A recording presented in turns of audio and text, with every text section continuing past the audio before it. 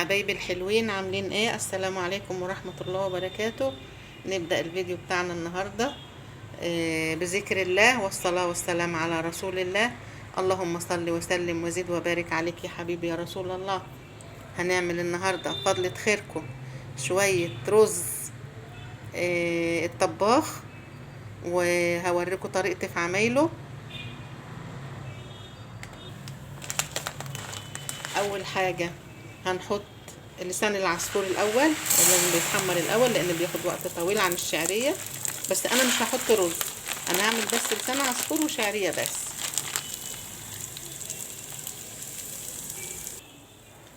هحمره كده شويه الاول، لازم انا احمره شويه الاول كده لوحده، لان لسان العصفور بياخد وقت في التحمير عن الشعريه. الشعريه بتخلص على طول يعني، بس انا مش هحط رز.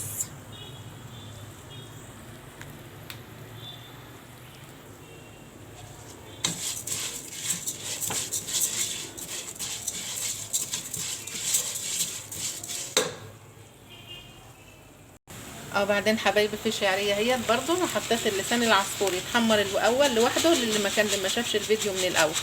وبعد كده بحط الشعريه هي، لان الشعريه ما بتاخدش وقت. بس انا مش هعمل معاها رز، انا هعمل شعريه لسان شعريه بس ولسان عصفور بس. الشعريه لسان العصفور بدأ يتحمر اهوت، والشعريه برضو ورا منه. وبسخن له برضو ميه هنا اهي كمان اهي، عشان لازم يتحط له ميه سخنه.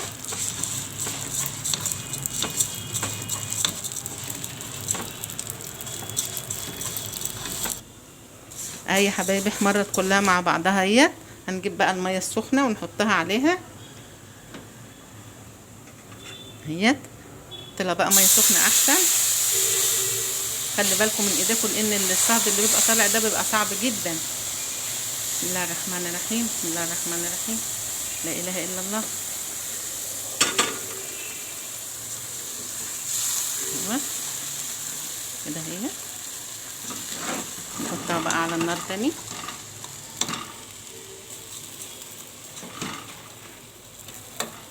نحط لها برضو كمان شويه ميه، لسه محتاجه ميه برضو.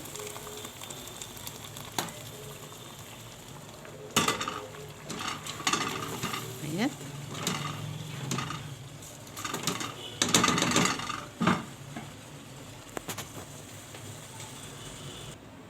في الناحيه التانية دي هنعمل شويه كبده. لازم، بس انا بحب احط الكبده الاول قبل ما احط الحاجات التانية بتاعتها. بسم الله الرحمن الرحيم. شوف كده، هي هنا هي دي كده بتغلي اهي، خلاص كده بتغلي اهي. هنوطي النار عليها بقى شويه. بعد كده بنحط بقى الكبده.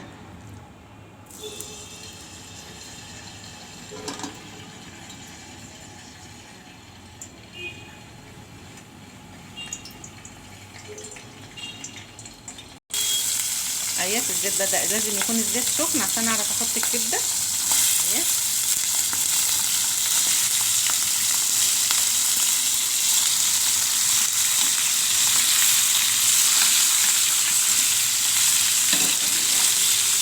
وبعدين اسيبها شويه برضو، ما بقلبهاش، ما تاخدش تقليب كتير. احط لها بس الكمون بتاعها،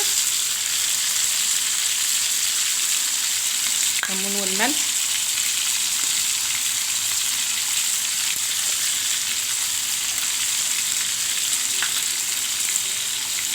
شويه كزبره،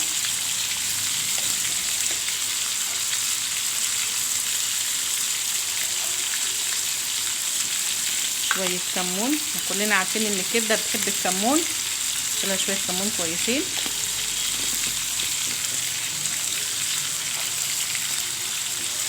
واسيبها ايه بقى تاخد من بعضها كده شويه اهي يا حبايبي. نشفت من ميتها خلاص اهي، بدأت تنشف خلاص من ميتها كده. خلاص انا هسيبها بس ثانيه واحده كمان كده تنشف من ميتها خالص. بعدين احط لها بقى البصل والحاجات دي اهي. خلاص سمعنا الصوت ده، الصوت ده كده تبقى هي محتاجه بقى نحط بقى بقيه حاجتها. ده البصل مقطعاه جوانح اهوت. بسم الله الرحمن الرحيم. حط عليه كمون وكل البهارات بتاعته وبتاعه الكبده وكله عشان تطلع ريحه البصل.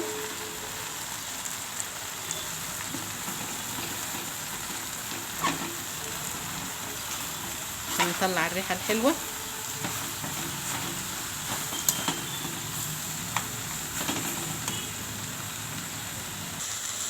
حطيت البصل اهوت واسيبه ما يدبر برده معاها شويه، وبعدين ابدا احط بقيه المكونات. هنا توم، ده مكعب توم اهوت،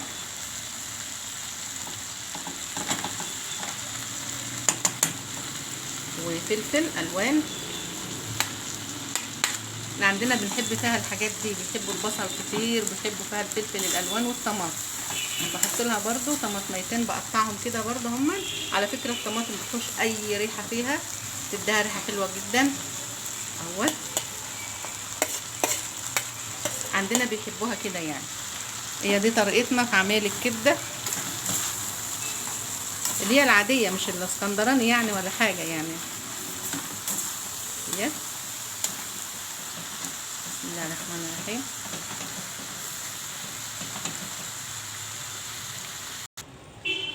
يا حبايبي خلاص خلصنا اهوت، خلصنا اهون. ده الرز الطباخ بتاعنا اهو، كله مفرفر وجميل اهوت. وبعدين عملنا الكبده برضو بتاعتنا اهي، وحمرنا كمان شويه بطاطس كده فضلت خيركم اهمت. هنحط عليهم شويه خضار بقى من بتوعنا، من اللي احنا حاطينهم في التلاجة مجهزينهم لاي وقت. الخضار ده انا مجهزاه في التلاجة يعني لو قعد بالعشر ايام ما بجرالوش اي حاجه، اهم حاجه ينشف من ميته بس. هنا بنحط شويه همت، شويه خضار هنا، وهنا انا حطيت ليمون بس انا نسيت برضو ان انا احطه قدامكم يعني. حطيت لها ليمون اهي. وان شاء الله اشوفكم في فيديو جديد، والسلام عليكم ورحمه الله وبركاته. فضلا وليس امرا الاشتراك في القناه، تفعيل الجرس، واللايكات بتاعتكم الحلوه، والسلام عليكم ورحمه الله وبركاته.